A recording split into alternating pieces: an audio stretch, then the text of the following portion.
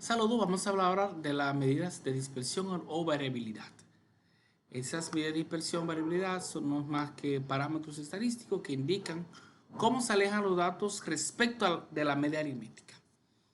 Por eso es que muchas veces decimos cuando una muestra o es representativa, cuando una media aritmética es representativa respecto a los datos, pero una forma de identificar es a través de aplicar esta medida de dispersión o variabilidad.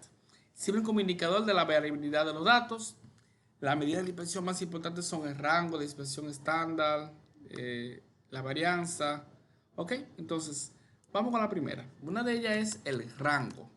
El rango es una medida que me va a indicar a mí la distancia que hay entre el valor mayor y el valor menor de los datos. En este caso, el rango acá, vamos a alinearlo.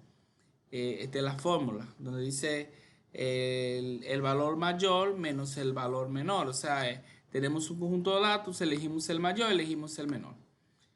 También tenemos lo que es el rango intercuartílico. El rango intercuartílico, sentamos aquí, igual, aquí va una era aquí.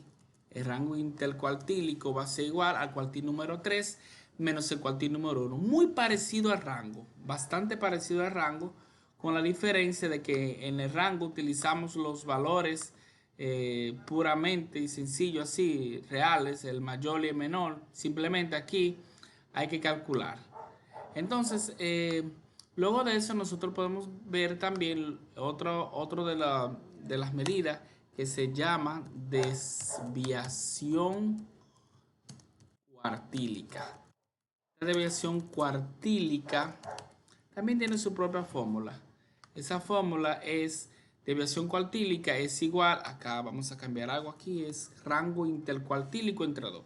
Simplemente rango intercuartílico entre 2 y ahí obtenemos que va a ser igual al cuartil número 3 menos el cuartil número 1 dividido entre 2. Y ahí tenemos lo que es el rango intercuartílico. Entre 2 y como el rango intercuartílico es igual al cuartil número 3 menos el cuartil número 1 dividido entre 2 y ahí tenemos lo que es la división cuartílica. También tenemos algo llamado, aquí hay un errorcito, cuartílica. Bien. También tenemos algo también llamado desviación media. La desviación media nosotros vamos a tener una fórmula para datos agrupados y una fórmula para datos no agrupados. Ahí tenemos la fórmula para datos no agrupados, donde me dice que va a ser igual a la sumatoria de valor absoluto de la media aritmética menos x y entre n. Pero en datos agrupados la podemos tener de esa forma. Entonces ahí vamos a tener la forma para datos agrupados y no agrupados. En el datos agrupados la diferencia que existe es que tiene una f multiplicando. Aquí tenemos entonces la fórmula para datos no agrupados y datos agrupados. Ahora vamos a ver otra fórmula, otra medida. Esa medida se denomina varianza. La varianza. La varianza tenemos aquí que es igual para datos agrupados, es de esa forma, donde dice s al cuadrado es igual a el cuadrado de x al cuadrado de la media aritmética menos x y entre n menos 1. O sea, la sumatoria del cuadrado de la diferencia de la media aritmética menos el x y entre n menos 1. Entonces también tenemos la fórmula para los datos no agrupados, para los datos agrupados también. En este caso, el dato agrupado, la diferencia que tiene es que va a multiplicarse por f. F va a multiplicar acá y todo queda igual. Luego de esa tenemos otra expresión y es la que se denomina desviación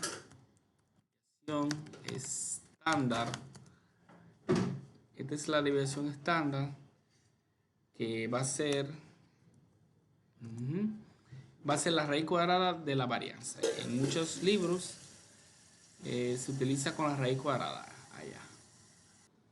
Bien, y por último vamos a tener otra expresión que se denomina, vamos a escribirlo aquí, coeficiente de variación. Ese coeficiente de variación es igual a la desviación estándar. También la desviación estándar se llama también típica. O,